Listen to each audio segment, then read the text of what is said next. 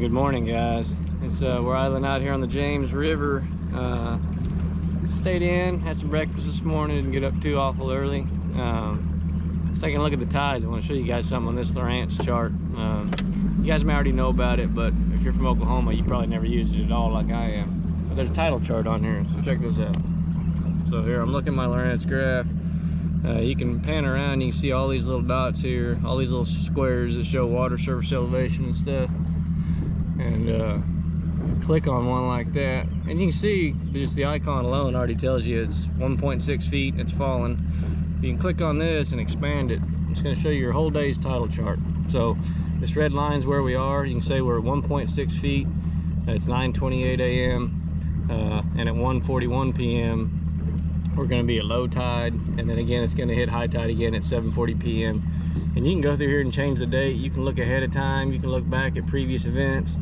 It's also got this icon here that'll show you the speed of the water coming out. So right now it's coming out at 1.1 mile an hour as it's falling. Negative means it's going out, positive will mean it's going in. That's the speed that you're looking at. So pretty handy tool. The big thing, it's very educational because I can see that it's 1.6 low here, but if I run up, we're in the Chickahominy right now, but if I run up here, it's 2.1 here, so I can see it's delayed, it's still high there. And I can scroll way up the river here closer to takeoff, and over here closer to takeoff, see it's 2.9 feet and rising. So where I am, I'm on the falling tide way over here. I go way up the river, it's still rising, hadn't even peaked out yet. So anyway, pretty cool feature that you may not know about if you don't fish tidal fisheries. When you get here, this is a puzzle, it's confusing, I still ain't figured it out. But Lowrance makes it as easy as they possibly can by having that data right there on the graph. You can touch it, look at speed, look at depth, look at future and previous forecasts. So anyway, let's get out there today. Let's go out there and look and see. I intentionally waited a little bit because I wanted to hit this particular area on a falling tide. I thought, why booger it up and get in there when it's high? I want to try it falling. So I got a few areas I'm going to go check, so let's go check them. We ain't recording. I just rigged up this new bait, threw it out there. Put this yum dinger on here. Second cast. Oh. It's like a 3.5, 4 pounder. I just rigged up this, took this yum dinger and just bit it down a little bit on this shaky head.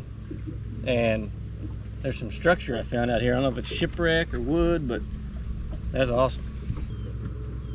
Another one.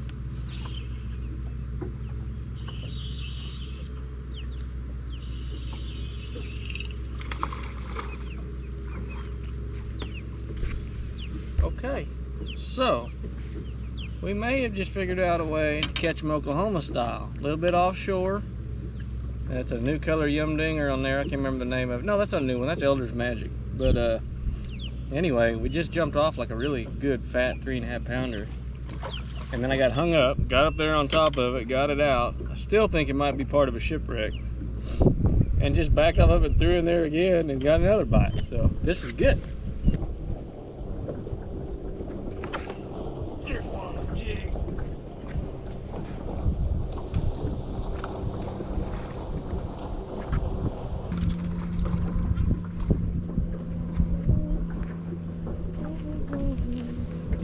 Well, we picked up the motion fishing jig.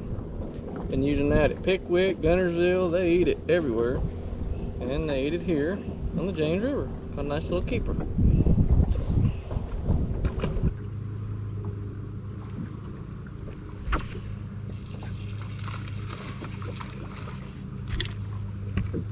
Yeah, I put on a different motion fishing jig, a bigger one, 1/2 ounce, with a different color, kind of orange Yum Christy Krill on there, and I caught another one, but he wasn't very big.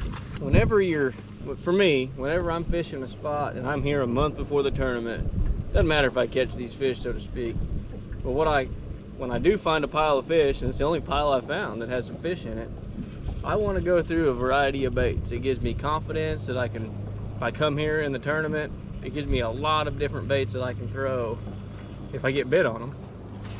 That I have confidence. So I'm running through different stuff. I got them on that yum dinger Ned rig, caught them on a small finesse jig, caught them on a big football jig.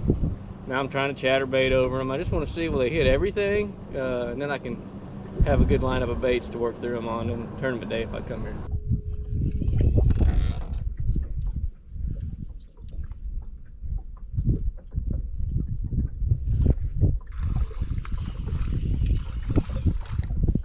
On the front side of it, little guy.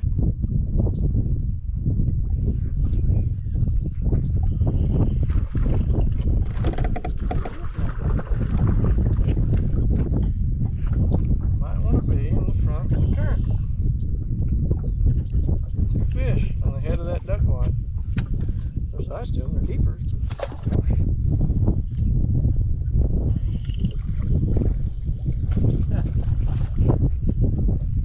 Look there. Caught me a James River crappie. I think I've caught a crappie every lake I've gone to this year. Every lake. And I did not think I'd catch one on the James River, but there it is.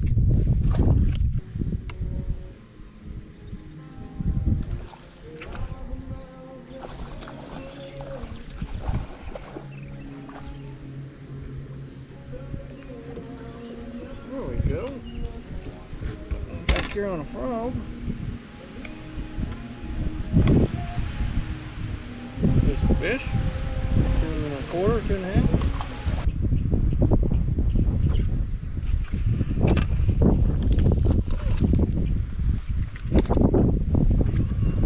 I broke my rod.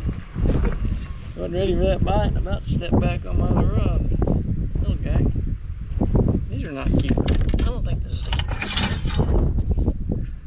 You never know. Oh.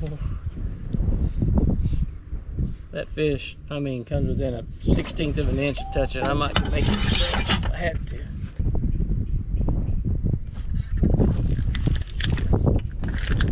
Huh. Quit shaking, mess my bait up. Alright, so that one's a keeper. I think twin brother. Might could get him to touch if I had to, but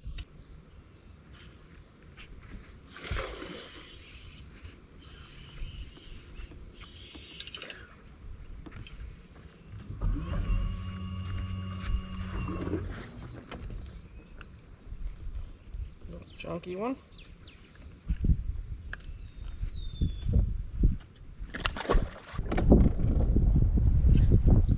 There he is.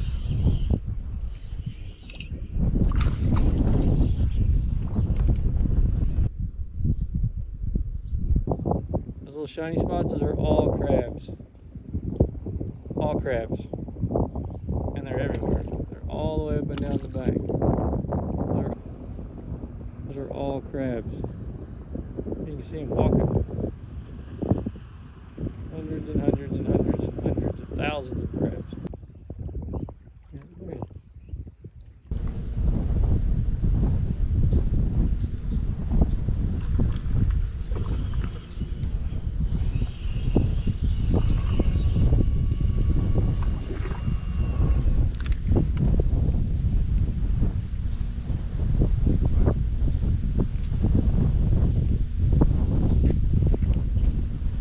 Got one on the way down there.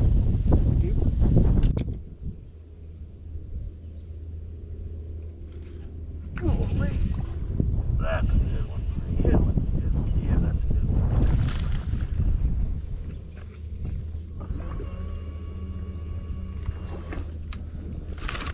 Good for us.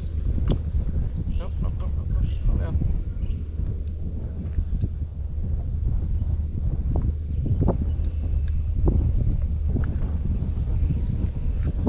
There we go. Another decent little fish.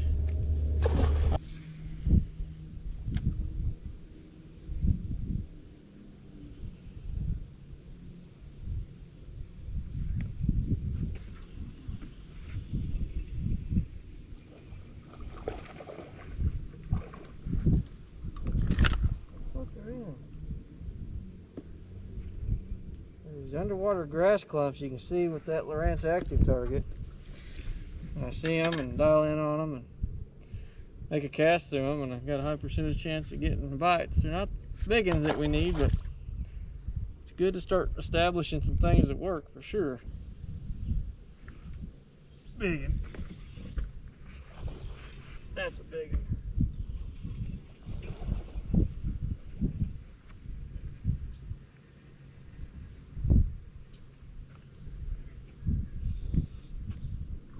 Well, it's not that big. Man, I hit that one in there and he didn't move. I thought that was a big one. Still, another one doing the same thing out here in the middle. Not those pads you see, not those pads you see. Out here in the middle, there's some grass that I can see with my active target.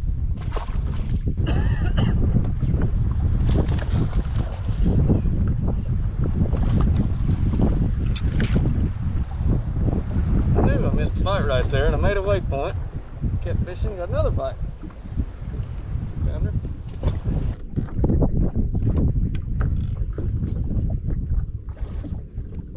Good job. That's it. Oh, there is mudfish in here.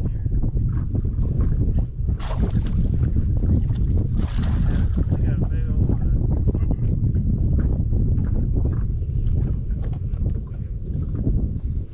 I really don't want him to tear up this stuff.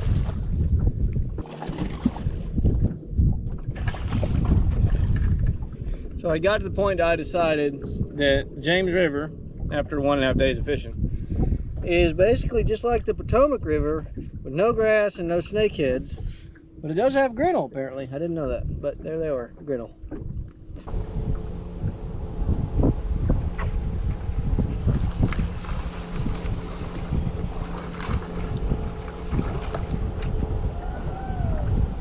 That's interesting. That's interesting. Nice. Good fish.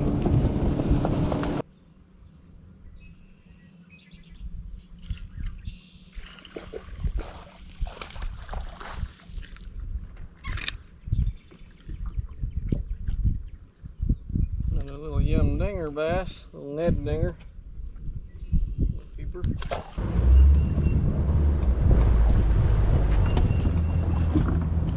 Well, that's gonna do it for our second day over here on the James River. Caught a lot more fish today, just not the big ones. May have figured out a couple of new things to try as I make my way around the river. But all in all, pretty tough still here in the James River. So let's get on to day 3, which will be tomorrow.